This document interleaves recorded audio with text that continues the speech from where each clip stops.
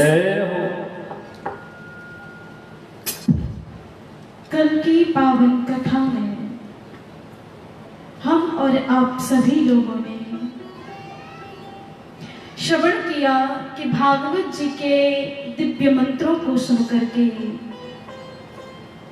देवी भक्ति के दोनों पुत्र ज्ञान और वैराग्य कैसे तरुण हो जाते हैं। जो व्रत थे और भागवत जी के प्रभाव से जो भक्ति ही सुतौ तौ तरुणौ गृहीत्वा प्रेमैक रूपा सहसा विरासी। और कैसे भागवत जी के दिव्य प्रभाव से धुंधकारी जैसा प्रेत दिव्य रूप धरो जातस्तु तुलसी मंडल मंडिता। भगवान के पार्षदों के समान दिव्य रूप लेकर के विमानारूढ़ होकर के वैकुंठ की यात्रा कर जाता है।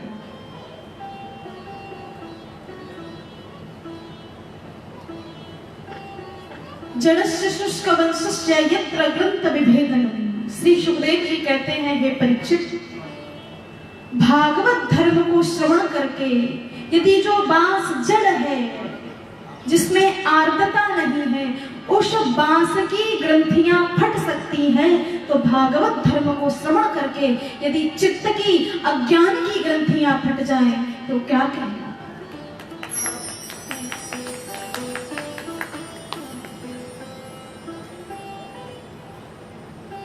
क्योंकि मैंने कल भी कहा था, श्रीमद्भागवताख्योऽयं प्रत्यक्षः कृष्ण एव हि स्वीकृतो वशी मया नाथ मुक्त्यर्थं भवसागरे। श्रीमद्भागवताख्योऽयं प्रत्यक्षः कृष्ण एव हि, इसका अक्षर अक्षर श्री कृष्ण स्वरूप है। इसके प्रत्येक शब्द में मेरे गोविंद की श्यामलता समाई हुई है। स्वीकृतो वशी मया नाथ मुक्त्यर्थम भवसागरे। प्रार्थना करो कि हे भागवत भगवान, तुम साक्षात श्री कृष्ण हो और मुझ भव सागर में फंसे हुए जीव की रक्षा कीजिए, मुझे मुक्ति के तट पर पहुंचा दीजिए। क्योंकि भागवत धर्म ही एक ऐसा ग्रंथ है जो तुम्हें मुक्त कर सकता है, जो तुम्हें कृष्ण की भक्ति से ओतप्रोत कर सकता है, तुम्हें भव सागर के तट पर खड़ा कर सकता है। क्योंकि बहुत सुंदर श्लोक आता है, क्व स्वधा क्व कथा लोके क्व काचः मणिर्महान् ब्रह्मरातो विचारेयुं तदा देवान् जहासः।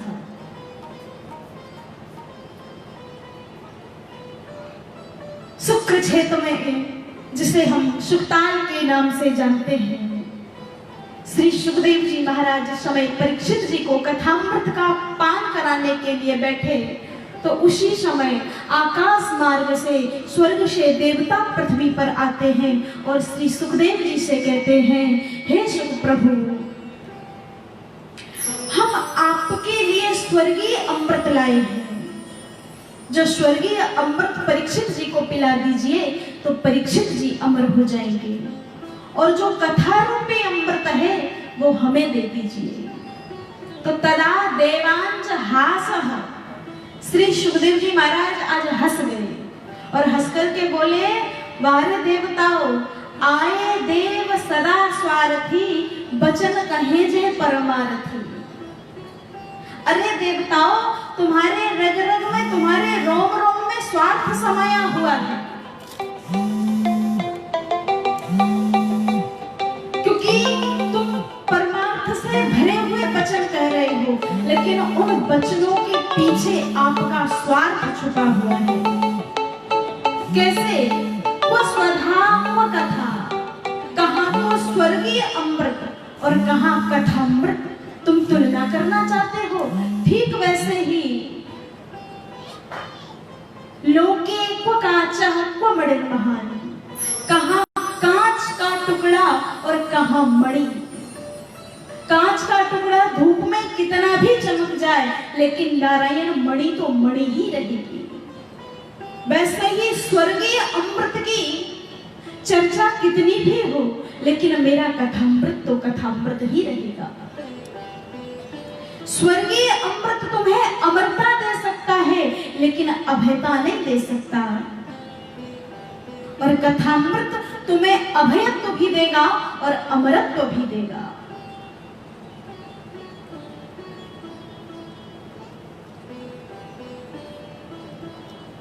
परीक्षित जी का जब मोक्ष ब्रह्मा जी ने देखा तो पुरा धाता विस्मितः, ब्रह्मा जी भी मोहित हो गए और मोहित होकर के कहा कि सारे ग्रंथों को एक पलड़े में रख दीजिए और एक पलड़े में श्रीमद् भागवत महापुराण को रख दीजिए। देखते हैं कि तराजू में किसका पलड़ा भारी रहता है। तो अपने भार के कारण गौरवेण इदम महत, अपने भार के कारण भागवत जी का पलड़ा भारी रहा। तो ब्रह्मा जी ने कहा कि जो भी जीव कलयुग में मुक्ति चाहते हैं उनके लिए भागवत धर्म गरज रहा है। आगे श्रीमद् भागवत महापुराण में सप्ताह यज्ञ की विधि बतलाई गई कि सप्ताह यज्ञ कैसे करना चाहिए, कब करना चाहिए और इसे किस प्रकार से श्रवण करना चाहिए और किस प्रकार से कहना चाहिए। भागवत धर्म का कैसा श्रोता होना चाहिए और कैसा वक्ता होना चाहिए। तो कहा कि शुभ मुहूर्त निकाल करके भागवत धर्म का आयोजन रखा जाए। विवाह इत्यादि के लिए जिस प्रकार धन को एकत्रित किया जाता है, वैसे ही भागवत भगवान के लिए धन को एकत्रित किया जाए। समतल चौरस विशालकाय मैदान होना चाहिए, जिसमें संत जनों की, भक्त जनों की, श्रोता समाज को सुनने में, बैठने में कोई कष्ट ना हो। सुनने का नियम बतलाया, घृतम पानम, घी पी करके भगवान की कथा को श्रवण करें। तो नारायण इतना घी कहाँ है?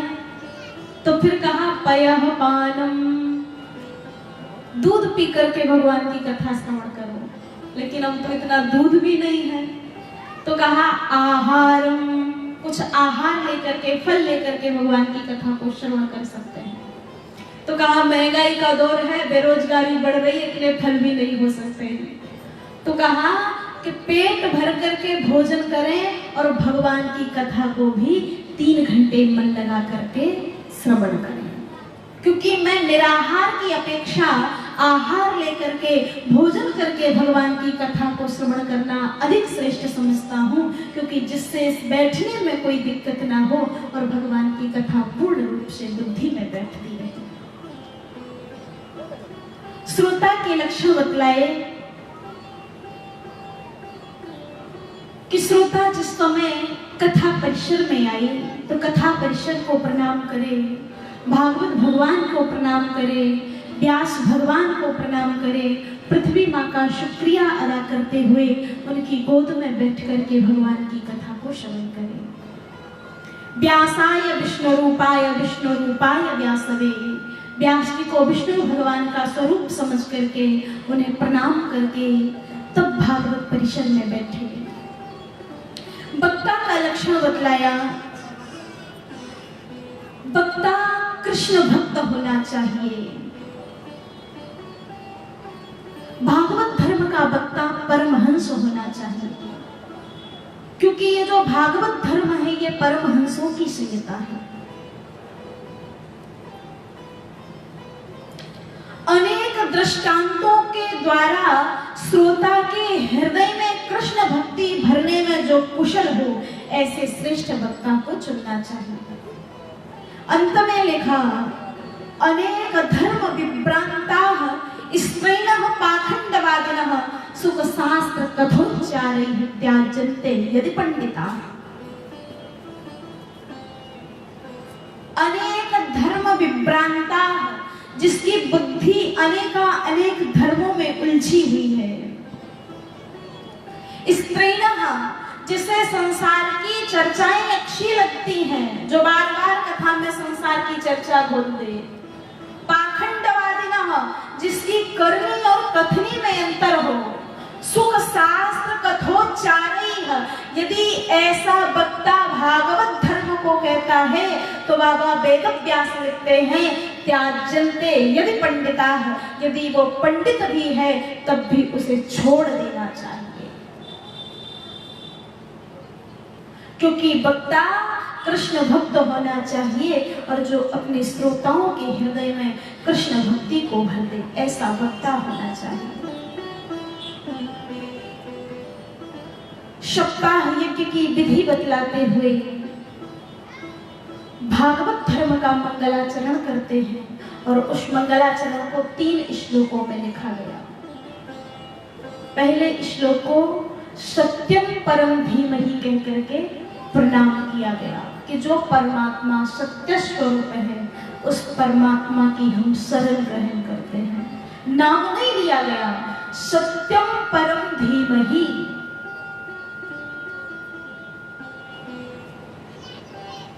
द्वितीय श्लोक में लिखा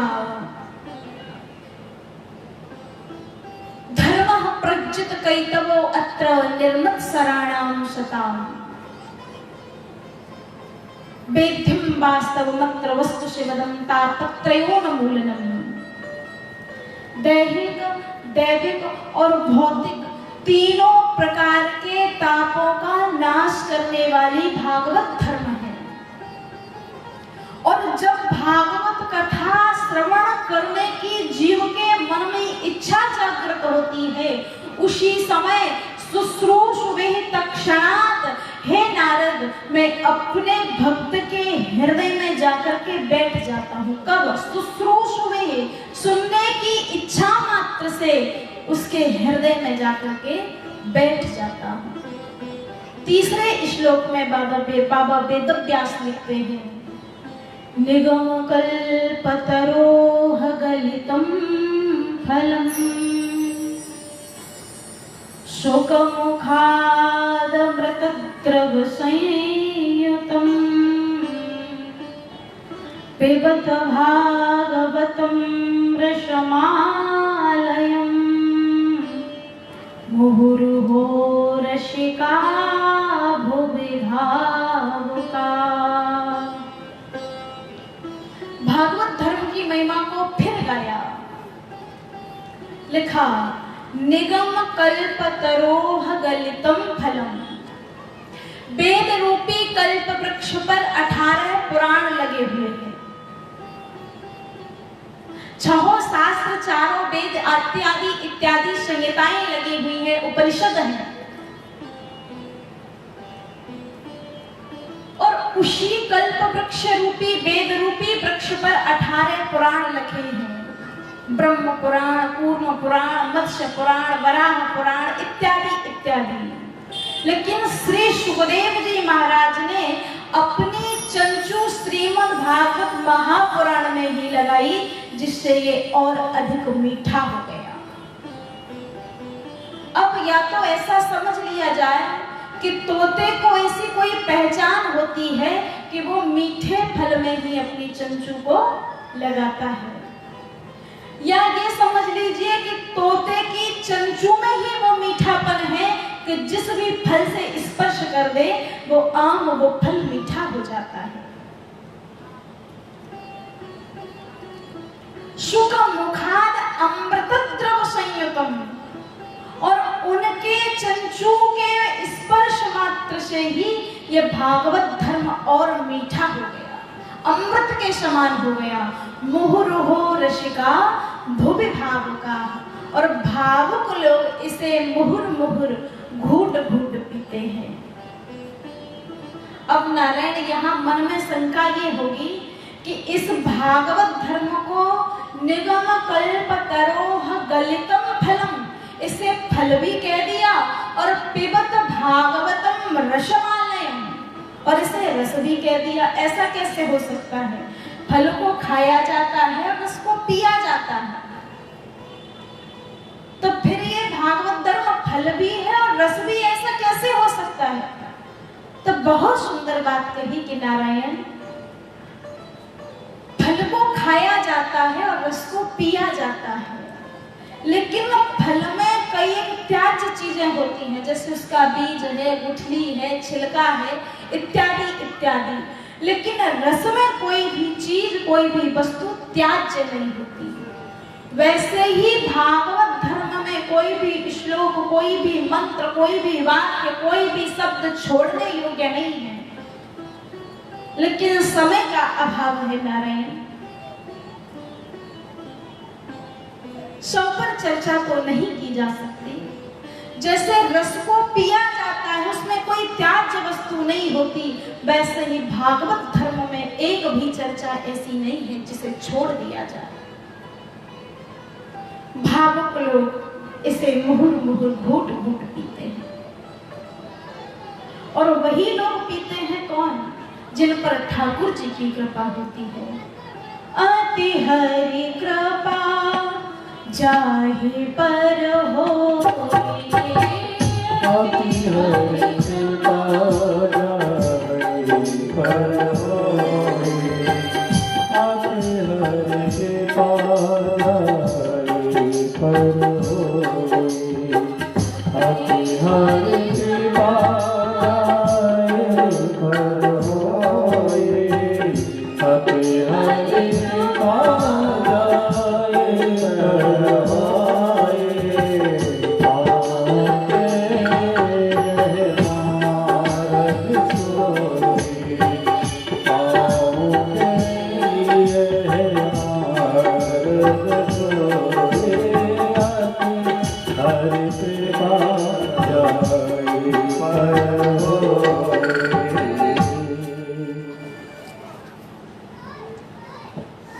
इसके बाद में श्री सूत जी महाराज से सौनकादिक ऋषियों ने 6 प्रश्न किए हैं, जिन 6 प्रश्नों का उत्तर भागवत जी के 12 स्कंधों में 335 अध्यायों में दिया गया,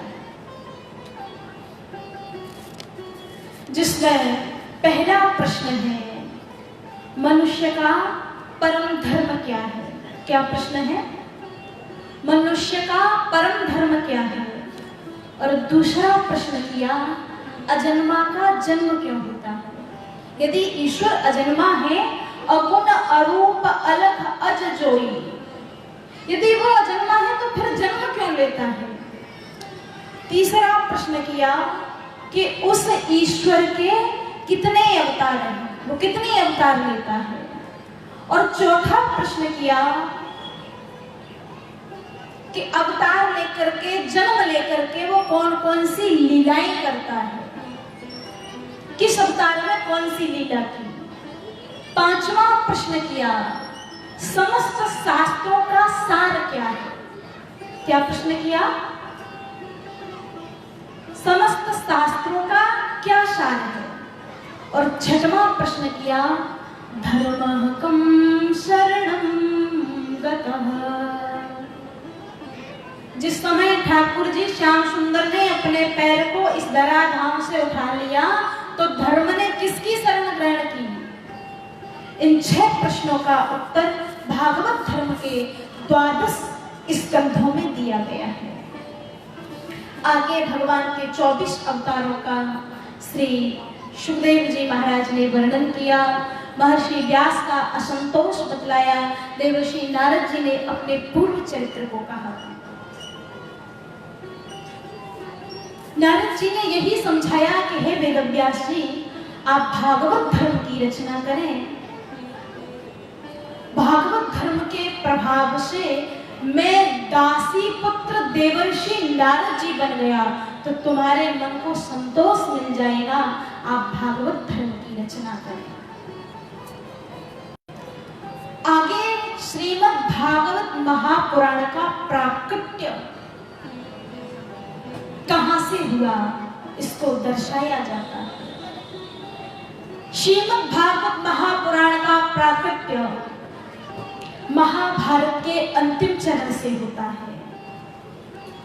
जिस समय भैया भीम की गदा से घायल होकर के समर भूमि में दुर्योधन अपने जीवन की अंतिम सांसों को गिन रहा था, समर भूमि में पड़ा था, अपने पापों का प्रायश्चित कर रहा था और विचार कर रहा था कि महाभारत के युद्ध में कौरवों ने अपने जीवन को समाप्त कर दिया और पांडवों को भी अपना बहुत कुछ खोना पड़ा, लेकिन मैं पांडवों को नहीं मार पाया। मेरा बैर पांडवों की संतानों से नहीं था, बल्कि पांडवों से था। मैं एक भी पांडव को नहीं मार पाया और अकेले भीम ने मेरे 100 भाइयों को मार दिया।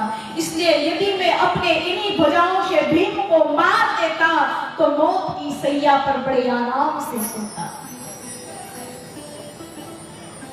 तभी उसका प्रिय करने के लिए उसका मित्र अश्वत्थामा समर भूमि में पहुंचता है और कहा, हे मित्र, समर भूमि की मृत्यु तो बड़े बड़े राजाओं को प्राप्त हो पाती है और वही मृत्यु धन्य है या तो धर्म युद्ध के लिए समर भूमि में अपने प्राणों का त्याग कर दे या अपनी आत्मा को परमात्मा में जोड़ करके पंचतत्व में शरीर को विलीन कर दे। फिर तुम्हारी आंखों में अश्रु क्यों है? तब दुर्योधन ने कहा, मित्र, मैं इसीलिए दुखी हूं कि अकेले भीम ने मेरे 100 भाइयों को मार दिया। मेरा वंश निर्वंश हो गया, मेरे कुल में कोई जलांजलि देने वाला नहीं रहा और मैंने पांडवों का कुछ नहीं बिगाड़ पाया। यदि एक भी पांडव का शीश यदि मुझे मिल जाए तो अपनी भुजाओं से, अपनी हथेलियों से मसल करके मैं दुर्योधन समर भूमि में अपने प्राणों को हंसते हंसते छोड़ दूंगा। तो अश्वत्थामा ने कहा, मित्र, ये कोई बड़ी बात है? तुम मुझे आज्ञा दो तो मैं सोते हुए पांडवों के शीश काट लाऊंगा। दुर्योधन ने कहा, ठीक है मित्र। आज अश्वत्थामा पांडवों के शिविर की ओर प्रस्थान करता है। ठाकुर जी अश्वत्थामा की चाल को समझ गए और कहा, युधिष्ठिर, तुम्हारे पास में जब से राज्य आया है, आप पांडवों ने अपने नगर की निगरानी को करने नहीं किया। चलो आज रात्रि में नगर की निगरानी करके आते हैं कि कहां तुम्हारी किस प्रकार की चर्चा हो रही है और जहां आप शयन करते हैं आज वहां अपने पुत्रों को शयन करा दीजिए। तो जहां पांडव शयन करते थे वहां आज पांडव पुत्रों को शयन करा दिया जाता है और पांडवों के साथ ठाकुर जी नगर भ्रमण करने के लिए निकल जाते हैं। धूर्त अश्वत्थामा रात्रि के अंधकार में आता है और सोए हुए पांडव पुत्रों के शीशों को काट करके समर भूमि में दुर्योधन के पास में पहुंच गया और कहा, मित्र, एक पांडव की तो कौन कहे, मैं 5 पांडवों के शीशों को काट करके तुम्हारे पास में ले आया। दुर्योधन अट्टहास करके हंसता है और कहा, मित्र हो तो अश्वत्थामा जैसा, लाइए मुझे एक एक पांडव का शीश दीजिए और मैं इन्हीं हथेलियों से मसल करके अपनी भाई की हत्या का प्रतिशोध लूंगा। युधिष्ठिर के पुत्र का शीश मसला, अर्जुन के भीम के पुत्र के शीश को जैसे ही लेकर के उसने मसला तो नवजात शिशु का वो सिर था तुरंत फूट जाता है। दुर्योधन चीत्कार करके रोया और कहा, धूर्त अश्वत्थामा, तू मेरा कैसा मित्र है, आज तूने मेरे वंश को निर्वीज कर दिया। आज मेरे कुल में मुझे कोई पानी देने वाला नहीं रहा। मैं समझ गया कि ये युधिष्ठिर का शीश हो सकता है, ये नकुल सहदेव के शीश हो सकते हैं, ये गांडीवधारी अर्जुन का शीश हो सकता है, लेकिन ये भीम का शीश नहीं हो सकता। क्योंकि जिसके जन्म लेने से एक बार मैया कुंती के हाथ से भैया भीम एक चट्टान पर छूट जाते हैं तो वो चट्टान विदीर्ण हो जाती है, टूट जाती है, तो ये भीम का शीश नहीं हो सकता। ये पांडवों के नहीं, ये पांडव पुत्रों के शीश हैं। आज मेरा कुल नष्ट हो गया, अब मुझे कोई जलांजलि देने वाला नहीं रहा। दुखी होकर के दुर्योधन ने अपने प्राणों को छोड़ दिया। सुबह हुई, मैया द्रौपदी पांडवों के शिविर की ओर आई तो वहां देखा पांडवों की जगह उनके पुत्र शयन किए हुए हैं और उनके सिर को धड़ से अलग कर दिया गया है। तो द्रौपदी ने करुण क्रंदन किया। उनके क्रंदन को सुनकर के भैया अर्जुन वहां आए और कहा, देवी क्यों रो रही हो?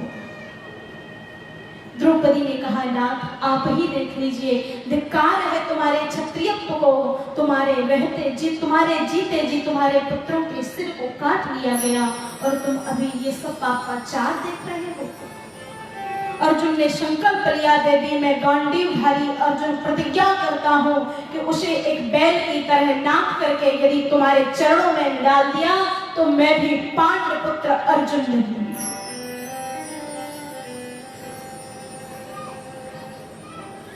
अर्जुन अपने रथ से आगे बढ़े, अश्वत्थामा को जाकर के पकड़ लिया। ठीक वैसे ही पशुपत पास बद्धम, जैसे चतुर किसान बैल को नाथ देता है और उसे पकड़ करके देवी द्रौपदी के चरणों में जैसे ही छोड़ा तो देवी द्रौपदी दया की मूर्ति है। अश्वत्थामा को देखते ही वे रोने लगी और रो करके कहा, मुच्चताम मुच्चताम मेष ब्राह्मणों नितराम गुरोह, छोड़ दीजिए छोड़ दीजिए छोड़ दीजिए, क्योंकि ब्राह्मणों नितराम गुरोह, जिस ब्राह्मण कुल की प्रतिदिन वंदना करनी चाहिए वो फिर ये तो तुम्हारा गुरुपुत्र अश्वत्थामा है।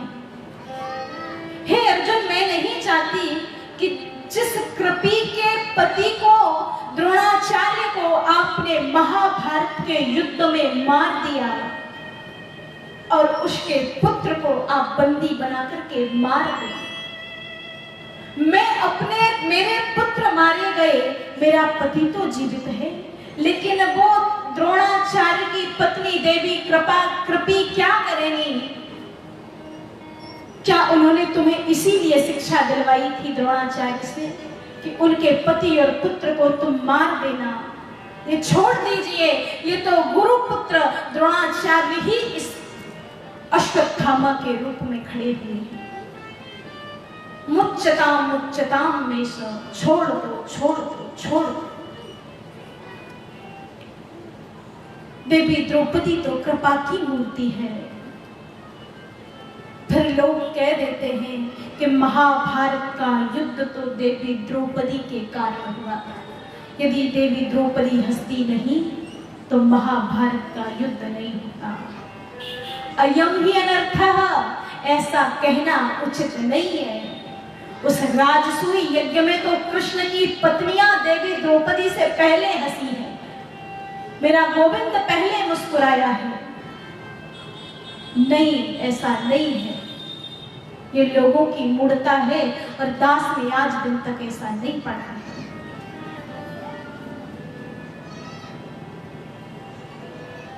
क्योंकि जिस समय ठाकुर जी दुर्योधन को समझाने के लिए शांति दूत बन करके जाते हैं, अरे दुर्योधन, पांडवों को जीवित रहने के लिए आप 5 गांव ही दे दीजिए। तब तो दुर्योधन ने कहा, सूचग्रम नैव दास्यामि बिना युद्धेन केशव। हे केशव, मैं सुई की नोक के अग्रभाग के बराबर भी बिना युद्ध के जगह नहीं दूंगा। यदि पांडवों को जगह चाहिए तो धृतराष्ट्र के पुत्रों से युद्ध करें। महाभारत का एक ही कारण था और वो था लोभ, क्योंकि कौरवों के मन में लोभ बस चुका था। जो देवी क्षमा की मूर्ति है वो कैसे ऐसा महाभारत का युद्ध होने दे सकती है?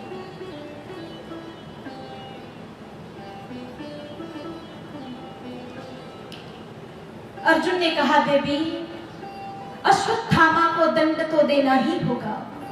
तब श्री कृष्ण ने कहा कि हे अर्जुन, ब्राह्मण को मारना नहीं चाहिए और आतताई को छोड़ना नहीं चाहिए। तुरंत अर्जुन को अपना गीतोपदेश याद आया। और अश्वत्थामा के मस्तक से मणि को खींच लिया, उसके केशों को अपने खड़ग से उतार दिया।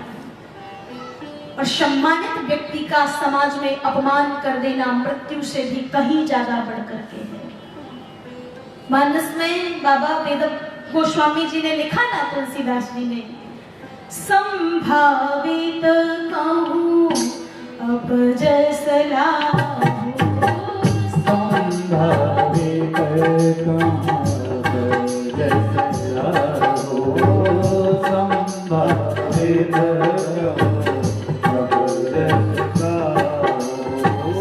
लाहू, संभावित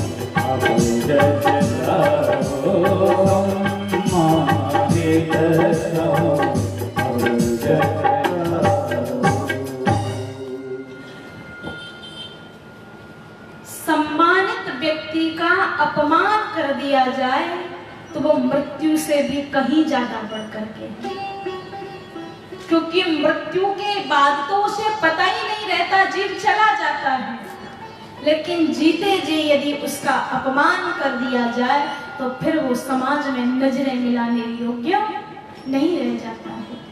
जगह जगह उसे अपनी आंखों को नीचा करना पड़ता है।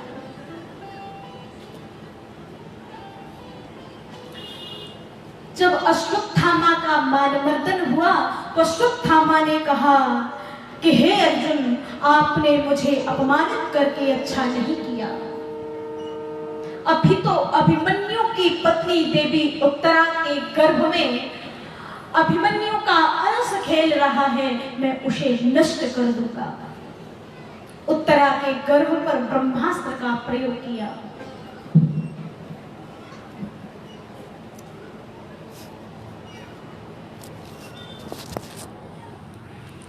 और जब नारायण उत्तरा के गर्भ पर ब्रह्मास्त्र का प्रयोग किया गया तो उत्तरा स्तुति करती है, पाहि पाहि महायोगिन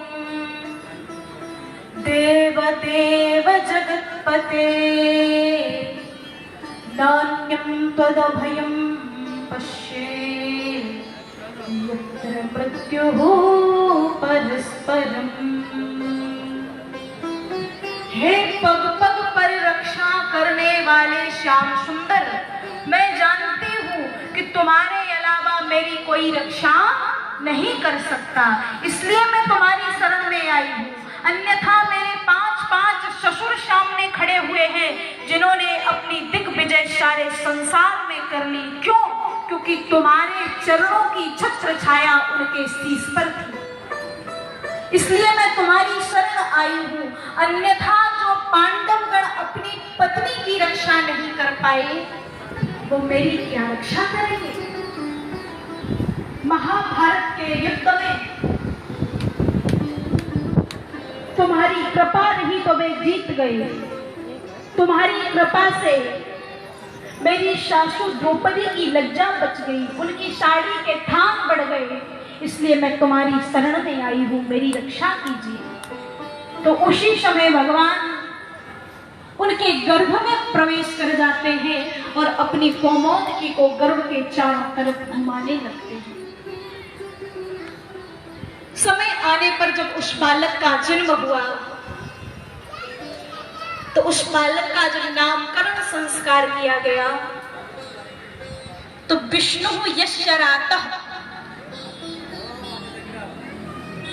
रात माने रक्षा, विष्णु के द्वारा जिसकी रक्षा की गई उस बालक का नाम रखा गया विष्णुरात। और जब वो बालक थोड़ा बड़ा हो गया, पीले वस्त्र पहने किसी को देख लेता तो उसी के पीछे पीछे चलने लगता और परीक्षा करने लगता, क्या जो गर्भ में मेरी रक्षा करने के लिए आया था ये वही है या कोई और।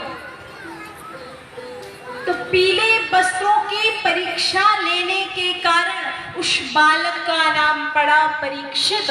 बोलिए श्री परीक्षित जी महाराज की। परीक्षित जी का जन्म हुआ। अब श्याम सुंदर ने कहा, बड़े भैया युधिष्ठिर, मुझे यहाँ रहते रहते बहुत समय हो गया और फिर मेरी भी तो 16,108 पत्नियां हैं, वो भी मुझे याद करती होंगी। आजकल का कोई सुबह से निकल जाए, शाम को घर वापस ना आ जाए नारायण, तो 1000 कॉल पहुंच जाते हैं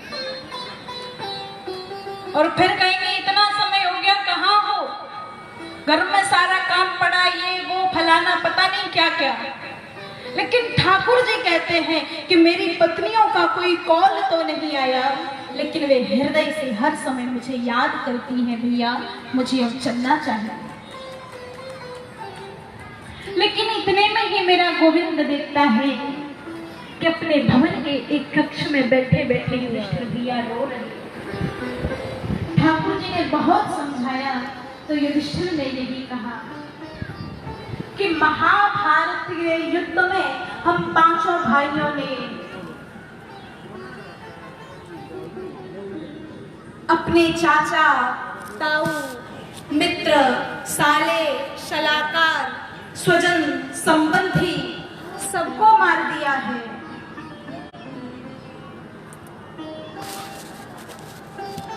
तो अब जो हत्या है वो कहाँ जाएगी?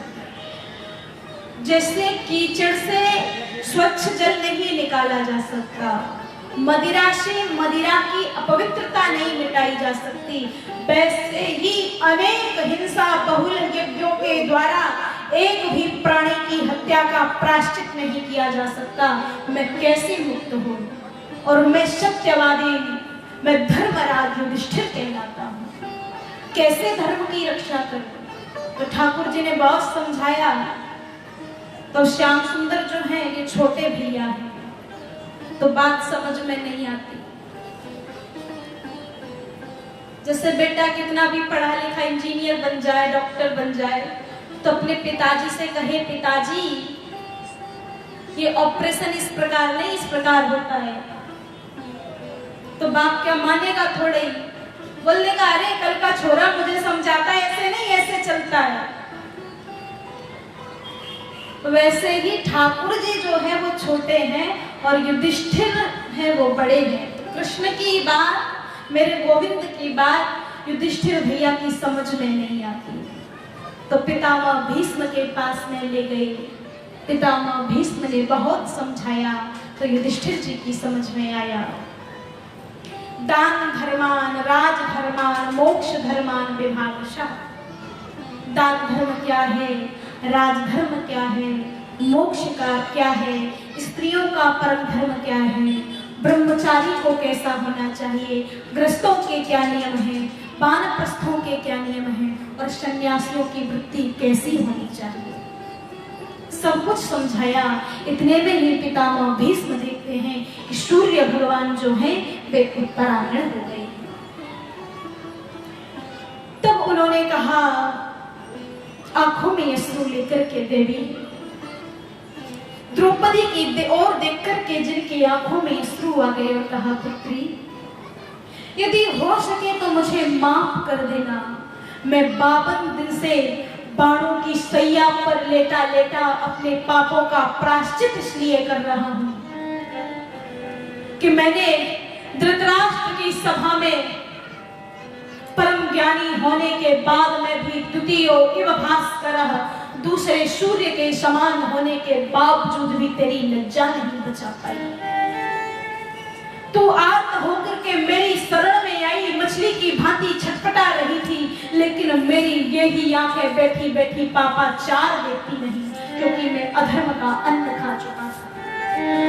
देखो देवी, सामने मेरे रक्त की नदी बह चुकी है, अब मेरा शरीर जो है ये पवित्र हो चुका है, हो सके तो मुझे माफ कर देना। द्रौपदी ने हाथ जोड़ करके कहा, काका भीष्म, यदि आप सभा में बोल जाते तो शायद मेरा कृष्ण से विश्वास हट जाता, कृष्ण के रहते रहते मेरी लज्जा कहीं नहीं जा सकती, आप चिंता ना करें।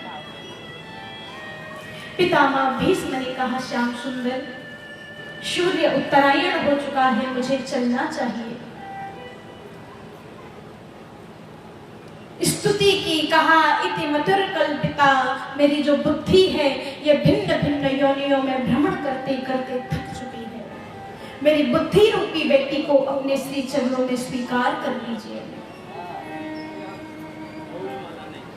और कृष्ण का दर्शन करते करते करते करते पितामह भीष्म ने अपनी आत्मा को श्याम सुंदर के श्री चरणों में नूपुर बना करके बांध दिया। पितामह भीष्म के जाने के बाद में सभी लोग वैसे ही शांत हो गए, जैसे रात्रि के समय में पक्षियों का कलरव शांत हो जाता है। रात्रियों में पक्षियों का जो कलरव है वो शांत हो जाता है, उनकी चहचहाट शांत हो जाती है। वैसे ही पितामह भीष्म के महाप्रयाण के बाद सभी लोग शांत हो गए और मौन होकर के अपने घर आ जाते हैं। इसके बाद में श्याम सुंदर जब द्वारिका प्रस्थान करने लगे तो सबने स्तुति की, पांचों पांडवों ने स्तुति की। भैया युधिष्ठिर ने कहा, गोविंद मेरे सत्य की रक्षा सर्वदा बनी रहे, प्राण चले जाए लेकिन मैं अपने जीवन में झूठ ना बोलूं, क्योंकि सत्य जो है ये सबसे बड़ा धर्म है। धर्म न दूसर सत्य समाना, धर्म न दूसर सत्य समाना, धर्म न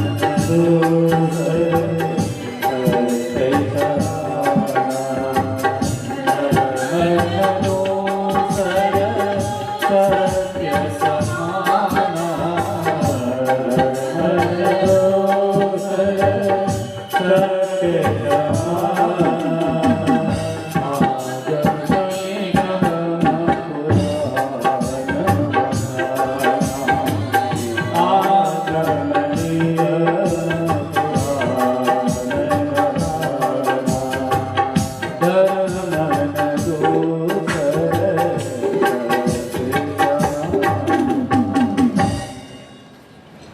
क्योंकि सत्य के समान कोई धर्म नहीं है। और हम लोग सब कुछ करते हैं लेकिन सत्य नहीं है। अब कितना धर्म है हम लोगों में ये तो भागवत भगवान ही जानते हैं। तो युधिष्ठिर भैया ने मांगा कि हमारे सत्य की रक्षा बनी रहे। भीम भैया की बारी आई तो कहा कि भैया जब हम छोटे थे तो पांचों भाइयों का अकेले ही पचा जाते थे, तो हमारे जीवन में बस भोजन की कमी ना हो, भजन अपने आप चलता रहेगा। अर्जुन की बारी आई तो कहा भैया तुम्हारा गीतोपदेश मुझे सदा सर्वदा याद बना रहे, प्राण संकट में भी उसे न भूलूं। नकुल सहदेव ने कहा कि बड़े भाई की तरह मेरा प्रेम तुम्हारे चरणों में बना रहे। द्रौपदी ने कहा हे कृष्ण मैं तुमसे क्या मांगूं, तुमने अपना नाम ही कृष्ण से कृष्णा मुझे बना दिया, अपना नाम मुझे दान में दे दिया। भैया साड़ी के थानों को संवार करके महाभारत जैसे स्वर्णिम ग्रंथ में आपने मेरे को स्थान दे दिया, मुझे और क्या चाहिए। मैया कुंती की बारी आई तो कुंती कहती हैं विपदः सन्तु नः शश्वत तत्र तत्र जगद्गुरो भवतो दर्शनं यत्स्याद अपुनर्भव दर्शनम्। वसुदेव सुतं देवं कंसचाणूरमर्दनम् देवकी परमानन्दं कृष्णं वन्दे जगद्गुरुम्। नमः पंकजनाभाय नमः पंकजमालिने नमः पंकजनेत्राय नमस्ते ते पंकजांग्रहे वासुदेव परावेदा वासुदेव परामखा वासुदेव परायोगा वासुदेव पराक्रिया वासुदेव परम ज्ञानम वासुदेव परम तपः वासुदेव परो धर्मो वासुदेव परागति। ऐसा कहकर के मैया ने स्तुति की, कहा हे गोविंद, मैंने यदि भूल से भी तुझे कभी अपना भतीजा समझ करके तुझे थप्पड़ चाटा लगा दिया हो तो मुझे अपनी बुआ समझ करके माफ कर देना। लेकिन हे गोविंद, आज मैं तेरी बुआ नहीं और तू मेरा भतीजा नहीं, आज मैं तुझे कृष्णम वंदे जगत गुरुम, मैं तुझे जगत गुरु समझ करके तेरी शरण में आई हूँ। मेरी प्रार्थना स्वीकार कर लेना, मैं तुझसे मांगने आई हूँ, अपनी झोली फैला करके कुछ मांगना चाहती हूँ। और हे गोविंद, यदि तू मुझे वो वस्तु देना चाहे तो तत्र तत्र बार बार देना। क्या विपदः सन्तु नः सस्वत, शाश्वत रूप से लगातार बराबर। विपदः सन्तु नः सस्वत, क्या मांगा? विपत्ति। हे गोविंद, मुझे यदि देना तो विपत्ति देना, मुझे कष्ट देना, मुझे दुख देना। हमारी और बुआ कुंती की भक्ति में कितना अंतर है। जब हम ठाकुर जी के दरवाजे पर पहुंचते हैं तो 11 रुपए का प्रसाद ले जाएंगे और 11 से ज्यादा वरदान ठाकुर जी से मांगेंगे।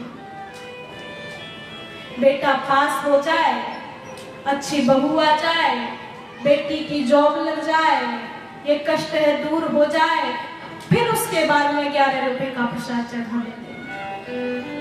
लेकिन मैया कुंती भगवान से क्या मांग रही है? तत्र तत्र बार बार देना, क्या? विपत्ति देना। क्योंकि हे नायक, हे संसार के जगत गुरु, विपत्तियों में तू याद आता है और संपत्ति में संसार तुझे भूल जाता है।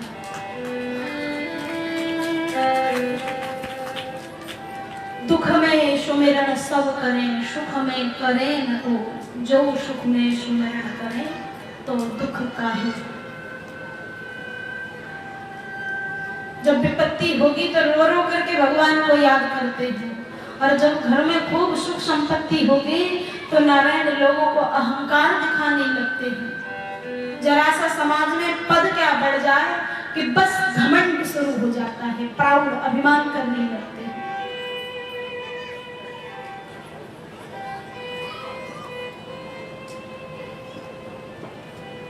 अपने पद का घमंड सबको होता है, अपने पद का घमंड सबको होता है, लेकिन अपने घमंड का ज्ञान किसी को नहीं होता।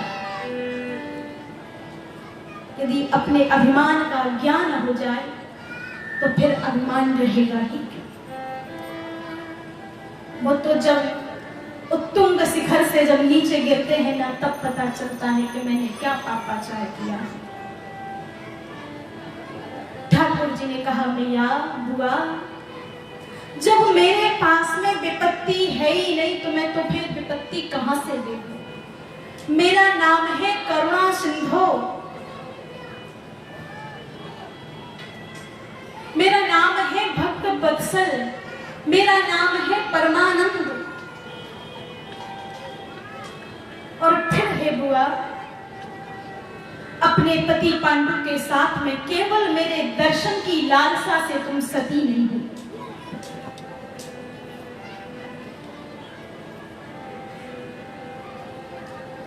अपनी पुत्र वधू को यही शिक्षा दी कि प्राण चले जाएं लेकिन गोविंद को मत भूलना। देवी द्रौपदी में मेरी भक्ति कूट कूट करके भरने वाली आप ही तो हैं। बुआ, तुम्हारी सारी विपत्तियां दूर हो गई। सबको आशीष देते हुए ठाकुर जी ने द्वारिका की ओर प्रस्थान किया अर्जुन भैया को साथ में युधिष्ठिर जी ने भेजा। अर्जुन वहां 7 महीने तक रहे और इसके बाद में ठाकुर जी ने जब अपनी लीला को संवरण करके चले गए, अर्जुन को ज्ञान हुआ तो जो स्त्रियां थी, जो बच्चे थे, उनको लेकर के जब अर्जुन लौट रहे थे तो मार्ग में साधारण से भीलों ने आज अर्जुन को लूट लिया। एक दिना रावण ने 10 दिशा विजय करी, एक दिना 10 शीश पड़े रहे रण में, एक दिना श्री कृष्ण मथुरा को छाड़ भागे, एक दिना कंस को पछाड़ देत क्षण में, एक दिना पार्थ ने भारत में विजय करी, एक दिना भील ने लूट ले वन में। अरे गुमानी मन तू काहे गुमान करे, सूरज की तीन कला होत एक दिन में। जिन श्याम सुंदर की कृपा से अर्जुन ने पृथ्वी लोक में अपनी विजय का डंका बजा दिया, महाभारत के युद्ध को वैसे ही जीत लिया जैसे गाय के खुर के गड्ढे में भरे हुए जल को एक साधारण सा बालक लांघ जाता है। और जब ठाकुर जी इस धरा को छोड़ करके चले गए तो साधारण से भीलों ने अर्जुन को लूट लिया। जब मलिन मुख लेकर के भैया के पास आए, कहा भैया श्याम सुंदर ने हमें, मेरा भाई जो हमारे मामा के बेटे थे, लूट लिया और हमें छोड़ करके वे चले गए, अपनी लीला को संवरण कर लिया। तो बस बुआ कुंती ने ये सुना तो सुनते ही अपने प्राणों को छोड़ दिया। पांडवों ने महाप्रयाण किया और अभिमन्यु के पुत्र परीक्षित को पृथ्वी का राजा बना दिया। परीक्षित को राजा बनाया गया। एक दिन परीक्षित जी महाराज अपनी सभा में विद्यमान थे, किसी स्त्री के रोने की आवाज उनके कानों में पड़ी। आकर के देखा कि वहां एक शूद्र के रूप में कलयुग देवी पृथ्वी को प्रताड़ित कर रहा था। जब उसे अपने धनुष परवाण का संदान किया, कहा कलयुग यदि तुझमें शक्ति है तो मुझसे युद्ध कर। कलयुग शरणार्थी होकर के शरण में आया और कहा हे राजन, मैं कहां जाऊं, मैं जहां भी जाता हूं मुझे हर जगह अपने धनुष पर बाण चढ़ाए हुए राजर्षि परीक्षित नजर आते हैं। मुझे रहने के लिए कोई स्थान दे दीजिए, मैं तुम्हारी शरण में हूं, अपना शरणार्थी समझ करके मुझे जीवन दान दीजिए। और राजाओं का ये नियम है, जो कृष्ण भक्त राजा हुए हैं, जिनके हृदय में राम भक्ति जागृत रही है, फिर वो शरणार्थी कितना ही पापाचारी क्यों न हो, वे उसे शरण दे ही देते हैं। सुंदरकांड में लिखा ना, कोटि प्रवध लागहि जाओ,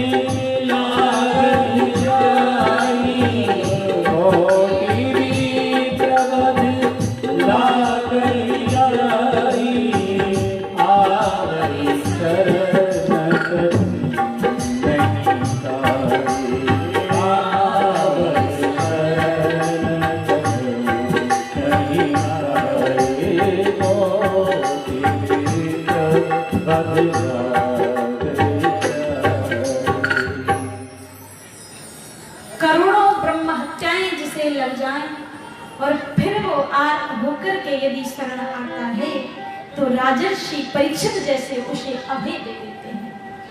उस कलयुग को 4 स्थान दिए, कहा कलयुग मैं राजर्षि परीक्षित तुम्हें रहने के लिए 4 स्थान देता हूँ। द्यूतं पानं स्त्रियः शूरा यत्रा धर्मश्चतुर्विधः। कौन कौन से स्थान दिए? द्यूतम, जहां जुआ खेला जाए वहां तुम रहो। पानम, जहां मदिरा पी जाए वहां तुम रहो।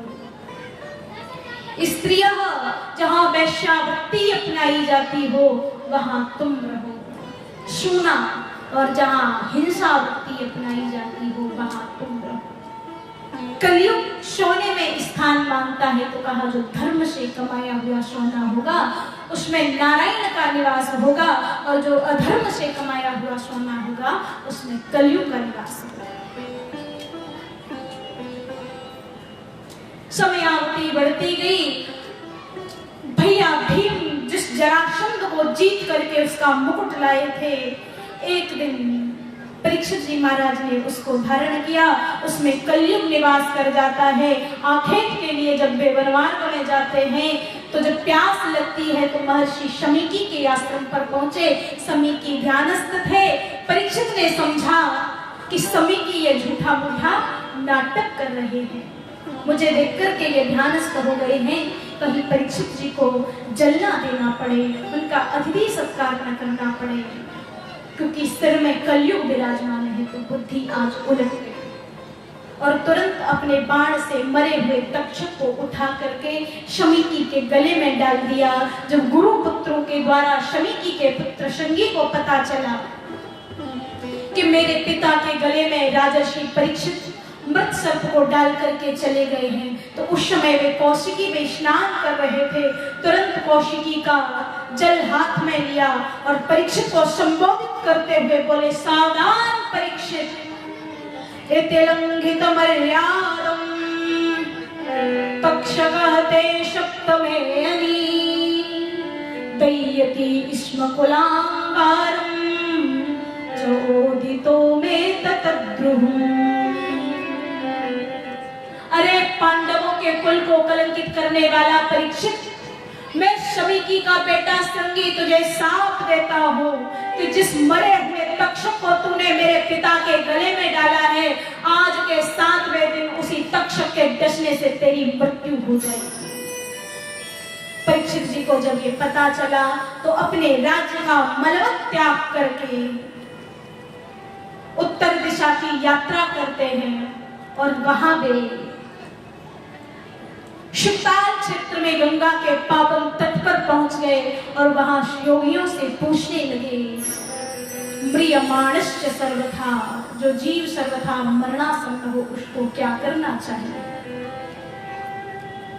उसी समय तत्रा भगवत भगवान व्यास पुत्रो अलक्ष्य लिंगो निजलावतुष्टो। श्री व्यास जी महाराज के पुत्र श्री सुखदेव जी का वहां आगमन होता है। बोलिए श्री सुखदेव भगवान की जय। श्री सुखदेव जी महाराज का पदार्पण हुआ, जिनकी बड़ी ही सुंदरता है, शास्त्रों में दर्शन कराया गया। तम द्वैष्टवर्षं सुकुमार पादं करोर्वावंश कपोलगात्रम् चार्वावतोक्षं शतुल्यकर्णं सुप्रभाननं कम्बुसुजातकण्ठम् निगूढजत्रुं प्रथतुङ्गवक्षस मावल्कनाभिं बलियोदरं च दिगम्बरं वक्त्रविकीर्णकेशं प्रलम्बबाहुं स्वमरोत्तमाहुम्। उन श्री सुखदेव जी महाराज की बड़ी ही सुंदरता है, और वो सुंदरता कैसी है। तम द्वैष्टवर्षं, 8 दूने 16, तो 16 वर्ष की जिनकी सुकुमार अवस्था है। करोर्वावंश कपोलगात्रम्,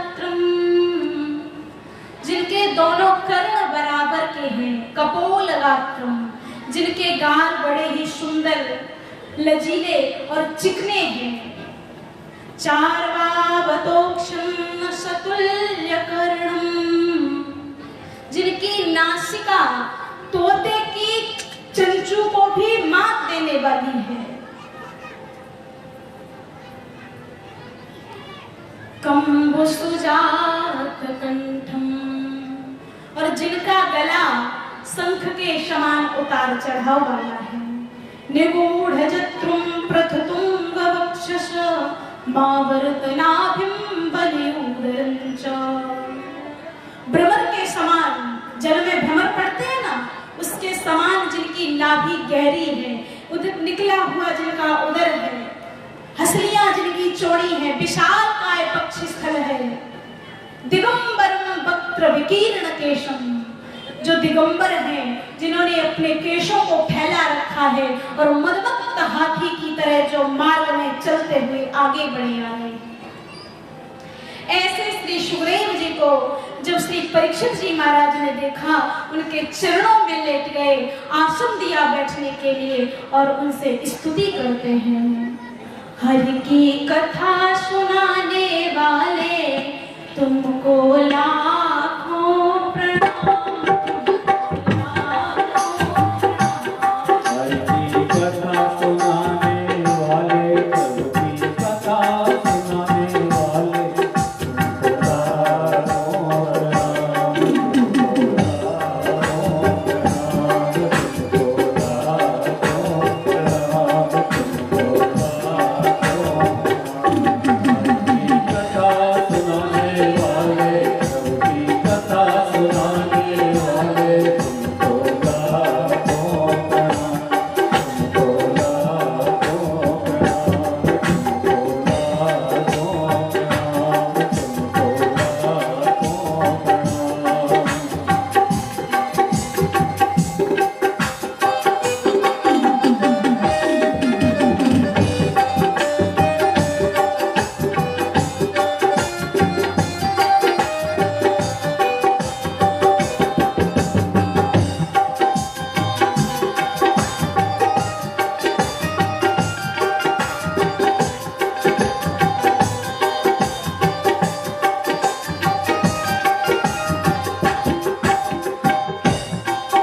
हम ढूंढ रहे थे वन में, बल खो रहे थे वन में, वन में बल खो